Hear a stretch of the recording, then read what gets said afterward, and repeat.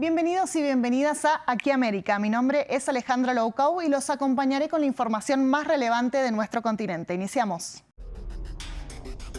Elecciones en Perú. Este domingo el país andino elige quién gobernará por los próximos 5 años, o por lo menos lo intentará. La fragmentación y la crisis política son nuevamente protagonistas en un país con 9 presidentes en 10 años. Tenemos reporte desde Lima. Colombia y Ecuador elevan aún más sus tensiones. El gobierno de Daniel Noboa anunció el aumento de aranceles contra su vecino del 50 al 100%, argumentando falta de colaboración en materia de seguridad fronteriza. El presidente Gustavo Petro, en consecuencia, decidió retirar a su embajador en Quito. Migrantes atrapados en Estados Unidos. Decenas de familias venezolanas quieren irse del país, pero no pueden, producto de un limbo legal respecto a su estatus. Sin pasaportes vigentes y con salvoconductos no aceptados, esperan volver a su nación. Este domingo Perú elige a su próximo presidente o presidenta entre una numerosa lista de cargos. Los candidatos son nada menos que 35, expresión de la extrema fragmentación política que impera desde hace años en el país. El periodista Héctor Estepa nos cuenta más desde Lima. Perú acude a las urnas este domingo buscando superar una crisis política muy duradera. Han sido 9 presidentes en la última década, la mayoría destituidos por el Congreso tras ser investigados por casos de corrupción. Pero esa crisis política tiene también antecedentes. Desde mediados de los 80, todos los presidentes elegidos por voto popular han sido también investigados por corrupción. Han pasado por la cárcel también en el caso del autócrata Alberto Fujimori por casos de delitos de lesa humanidad. Otro expresidente se suicidó antes de ser detenido por la policía en el marco de otro caso de corrupción. Eso ha provocado que muchos peruanos estén hastiados con su clase política. El voto es obligatorio, pero muchos irán a votar simplemente para no pagar la multa. Según una encuesta reciente, el 57% de los peruanos están poco o nada interesados en la política. También aquí parte de la población y parte de los medios identifican que en el Congreso, que es rechazado por 9 de cada 10 peruanos, existe una suerte de pacto entre distintas formaciones que van desde la ultraderecha hasta el fujimorismo, la ultraizquierda, que se junta en mayoría para satisfacer intereses personales. Otros critican también un excesivo protagonismo del Congreso en el reparto de poder estatal. También quieren cambiar eso, pero lo tendrán difícil porque estos mismos parlamentarios aprobaron que a partir de la próxima legislatura el Congreso sea bicameral y le dieron grandes poderes al Senado. Lidera todas las encuestas Keiko Fujimori, la hija del autócrata, con un discurso de mano dura contra la criminalidad, pero no supera el 18% en las encuestas. A ella la siguen al menos 6 candidatos que están en unos 10 puntos en las encuestas, así que todo puede pasar. Es muy difícil hacer pronósticos y será el domingo cuando conoceremos el rumbo que elige el país. Y sin favoritos a la vista, producto de la paridad en la intención de voto expuesta por las principales encuestadoras, se espera que los peruanos acudan a ejercer su derecho al voto, menos por entusiasmo democrático y más por obligación legal. Y es que los escándalos de corrupción, las rencillas internas y las constantes destituciones, tanto de mandatarios como de congresistas, han hecho que el escepticismo y el descrédito de la clase política sigan siendo los protagonistas de esta elección. Héctor Estepa estuvo y recorrió en las calles de Lima y nos dejó el siguiente informe. Cae la tarde y Puchito prepara su función en Lima. Es cómico callejero en un país que no está para chistes. Tras 9 presidentes en una década, Perú está hastiado de sus políticos. Puchito se burla de ellos en sus shows. ¿Por qué ratero vas a votar? Al menos que haya humor. 35 candidatos buscan ganar el domingo, pero 3/5 de los peruanos no les prestaría las llaves de su casa a ninguno. Nosotros los peruanos ya no creemos en nadie. Siempre sale uno, siempre sale otro, solamente salen para robar, llenarse los bolsillos. Pero bueno, ¿qué vamos a hacer? Hay que darle a la gente, hay que darle humor, risa nada más para que se puedan divertir y puedan pasar unos momentos de alegría. Armando Moreno fabrica piñatas. Algo tan tradicional en Perú ya no es solo para niños. Las figuras con las caras de los políticos triunfan en un país donde el 90% rechaza a sus congresistas. Ese hastío es terreno fértil para el autoritarismo. Y la democracia es, como dicen, pues la dictadura de los ricos, ¿no? Y este sistema ya está entrando en caducidad, me parece. Cada cierto tiempo cambia las cosas, hay varios presidentes, entra con otra política, con otra, y así, no hay un plan así para 10, 20, 30 años.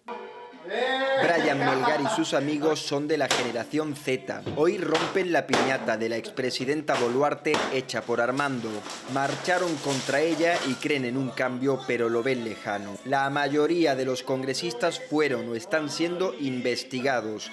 Transformar llevará tiempo. Pues se necesita cambiar no solo la mentalidad de la clase política, reformas tanto de ellos mismos, la policía que también está toda manchada, Poder Judicial, la misma población también. Se preguntan cuánto durará el próximo líder en un país que tiene incluso una cárcel exclusiva para sus gobernantes.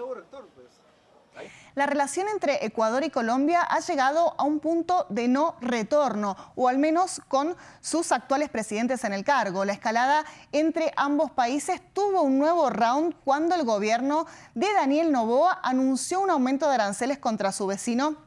Ya lo anticipábamos, del 50 al 100%, y Petro en respuesta decidió retirar a su embajadora en Quito. Una disputa con argumentos sobre la seguridad fronteriza, pero con trasfondo político. Patricio Peralta tiene los detalles. Ecuador y Colombia llegan a la ruptura total. Pese a que Gustavo Petro fue el único presidente que acudió a la posesión de Daniel Noboa en 2023, hoy su relación se ha quebrado tras una serie de fricciones políticas. El mandatario ecuatoriano cortó cualquier esperanza de posible negociación. En el futuro se podrá conversar con un gobierno que sí esté comprometido por combatir la delincuencia y el narcotráfico. Quito decidió seguir la estrategia Trump, imponer aranceles y exigir concesiones en la negociación. Noboa cree que el gobierno de Petro no ha hecho lo suficiente para controlar los grupos irregulares que operan en la frontera común, por lo que impuso una tasa de seguridad. Inicia con el 30% el 1 de febrero y ante una respuesta recíproca de Colombia, para el 1 de marzo Ecuador incrementó esta tasa al 50%. Ahora expidió una nueva orden para incrementarla al 100% desde el 1 de mayo. Esto pone una alerta máxima al intercambio bilateral que ronda en los 2.800 millones de dólares. Bajo una tasa del 100%, a pesar de que te los estoy precisando, te quiero decir que todo va a estar afectado. La única solución válida y viable es que, hablando de los dos tópicos a la vez, solucionar seguridad y solucionar al 100% el tema del comercio, es decir, regresar a que los comercios sean libres. Los sectores que se han visto afectados son el de alimentos, manufactura, transporte y salud. La Cámara de Comercio de Guayaquil alertó de un impacto directo a 7.600 importadores ecuatorianos, con una caída de las importaciones en más del 60% en valor. Además, cerca de 200.000 empleos estaban en riesgo como consecuencia de la contracción comercial. Con este nuevo incremento del 100%, todas estas cifras se duplicarían. El golpe no es solo para los consumidores que tendrán que asumir el doble del costo actual. También las empresas que necesitan insumos importados, como los sueros médicos, cuyas bolsas plásticas se importan desde Colombia, también se verán afectados. Pero las razones parecen ser más políticas. La nueva escalada de las tensiones ocurre días después de que Petro asegurara que el ex vicepresidente correísta Jorge Glass es un preso político. Declaración que Noboa catalogó como un atentado contra la soberanía. Y llegó el quiebre diplomático. Ambos países llamaron a consultas a sus embajadores. Estará arribando el día de hoy o mañana a más tardar. Cancelaron las mesas técnicas previstas para la próxima semana para buscar un acuerdo sobre los aranceles. A ello se suma un contexto electoral que engloba esta disputa. Daniel Noboa, dentro de su política exterior, pienso que quiere incidir y presionar al gobierno Petro de cara a las elecciones. En ese sentido, yo creo que primero está capitalizando hacia el exterior, no sé hasta qué punto alineado con el gobierno de Estados Unidos, mientras que Gustavo Petro también aprovecha el diferendo que se presenta con Ecuador para crear una dinámica mucho más antagonista. En la frontera, el desánimo y la tristeza crecen entre sus residentes. A la par, sus economías llevan más de 2 meses golpeadas, sin esperanza de mejorar. Y en Miami, decenas de familias venezolanas viven atrapadas en un limbo migratorio. Quieren irse de Estados Unidos, pero no pueden. Sin pasaportes vigentes y con salvoconductos que las aerolíneas no aceptan, su intento de autodeportación se ha convertido en una verdadera pesadilla. Mientras esperan una solución, muchos denuncian además haber sido víctimas de estafas en medio de su desesperación. Nuestro corresponsal en Miami, Anthony Belchi, nos cuenta la historia. Lo que estamos haciendo es buscando algo, soluciones para... Este grupo de venezolanos está viviendo una auténtica pesadilla. Llegaron a Miami haciendo escala para autodeportarse, pero a la hora de embarcar les dijeron que no podían, no tenían pasaporte vigente y el salvoconducto no era válido para viajar. Vine con mi salvoconducto, ya cuando me presenté a la aerolínea Copa, me dijeron que no estaban aceptando el salvoconducto para abordar. Se trata de una situación de limbo migratorio. No tienen documentos válidos para permanecer legalmente en Estados Unidos, pero al mismo tiempo tampoco pueden abandonarlo. Pasaron varios días en el aeropuerto hasta que dieron con una organización que les está dando cobijo en un motel mientras tratan de resolver su situación. Estamos buscando entre todos una solución para que se puedan ir en sana paz. Nosotros, mientras tanto, que estamos dando techo, estamos dando comida y dentro de nuestras posibilidades hacemos lo que mayor podemos. Mente positiva, no estés escuchando tantas cosas.